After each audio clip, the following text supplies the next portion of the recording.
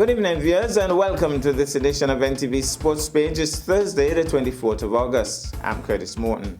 In our headlines, CPL makes significant donation, and in our feature for this evening, we have an update on the SKNFA's Super 6 tournament.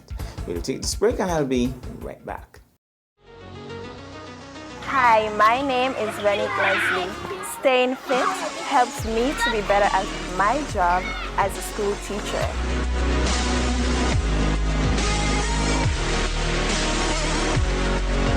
Fit is sexy.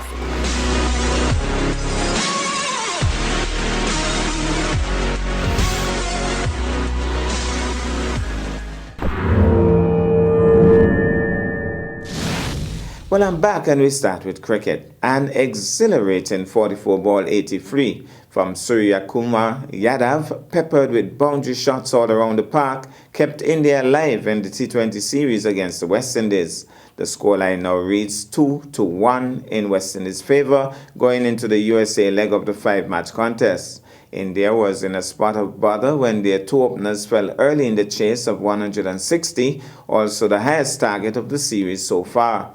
But Surya Kumar, the world's number one T20 batter, counter-attacked with 10 fours and 4 sixes. His innings left the West Indies bowlers with very few answers and allowed Tilak Varma to quietly settle in and play a decisive supporting role.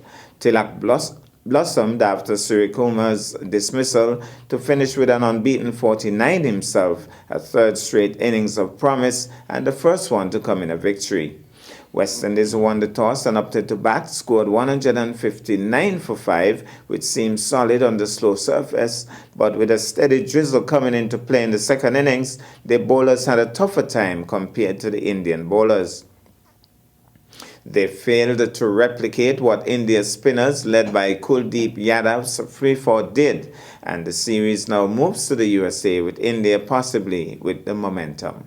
Summarized scores: India 164 for 3, Surya Kumar 83, Tilak 49 not out, Joseph 2 for 25, beat the West Indies 159 for 5, King 42, Powell 40 not out, Kuldeep 3 for 28, and so India won by 7 wickets.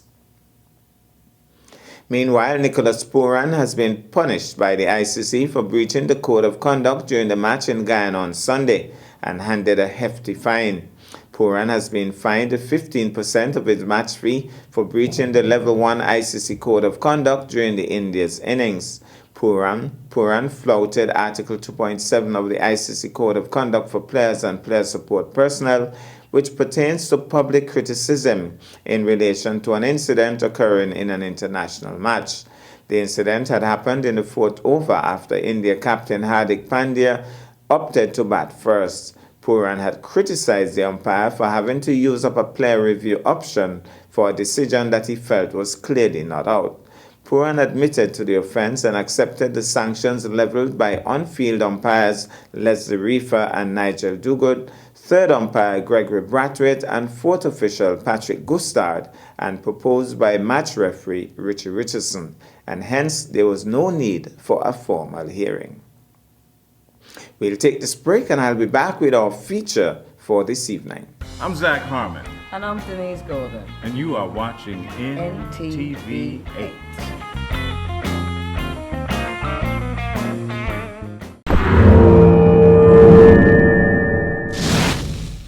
Well, I'm back and tonight football is in the spotlight. On Friday, the 4th of August, the 2-week football camp hosted by the Nevis Sports Department concluded at the Nevis Athletic Stadium. Sports Officer Aldrin Newton chaired the brief ceremony.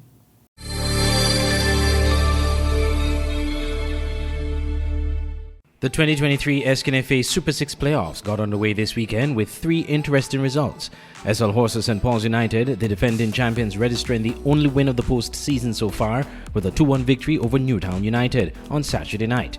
A 0-0 draw between Flo Fuji-Cairn Rockets and Saul Island Auto Supply's Connery FC, and a 1-1 draw between Rams Village Superstars and playoff debutants MFCR Old Road United Jets on Friday evening. All 3 matches were played at the SKNFA Technical Center. After Friday's 1-1 draw, coach of Old Road Alexis Morris was satisfied with the result of their first ever playoff match. I must also tip my hat to my fellas. We would have been working quite hard over a year now because we would have started our pre-season training since August last year, and this is another August, and so it's been quite a while that these guys have been labouring, and tonight we have exuberated that, and I must say that they would have played a wonderful game. It's unfortunate the way that we would have conceded the first goal. I thought that it was an effort where the striker was wide, and so the goalkeeper just had to stay on his feet, and if he scored from that angle, then so be it. But we did not bow our heads. We were mentally tough. We was equal to the challenge that Village would have brought to us, and we would have started getting into our game and played a very good game. It's unfortunate, like I said, that we did not get the winning goal. We had umpteen chances. We created a number of chances. Coach of Village superstar Stephen Clark said the team played well but need to minimize on their mistakes. We expected 3 points today, Anje. And I really think that game after game now we got to cut out the individual mistake. Individual mistakes is what costing us these games all the time. We are allowing teams to go back in the game by giving them goals. Once we cut out these individual mistakes, we'll be our way, we'll be good. And if the chances that we had, if we could have capitalized and finished them, then we'll have a much more different game. Coach of Connery FC, Al Richards, after their 0-0 draw with Keon on Friday, commented on his team's performance. No, it wasn't the result we wanted. We wanted the win, but as I told my guys, we can't get the win. We take the job at all costs, you know what I mean? Assistant coach of Keon, George Yellowman Isaac, commented on how his team played against Connery. For a long time we played such competitive match, and I think the fellas was giving the best both teams, and I just hope moving forward it's going to be a better showing. Coach of St. Paul's United, Iroy Congo Jeffers, spoke about the ebb and flow of the game and how St. Paul's were able to come from behind to win 2-1. For the first maybe 20, 30 minutes was going good for like possession, holding possession, moving around the ball, getting my movement. The latter part of the half was we went flat, the goal bring us back.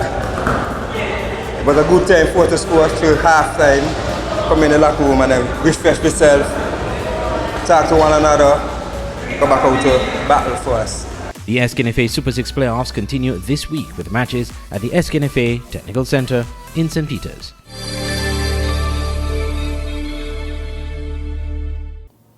Well, that's our package for this evening. I am Curtis Morton, reminding you that you can watch sports if you're not fit. But to play sports requires fitness, diligence, and sacrifice. Have a good night.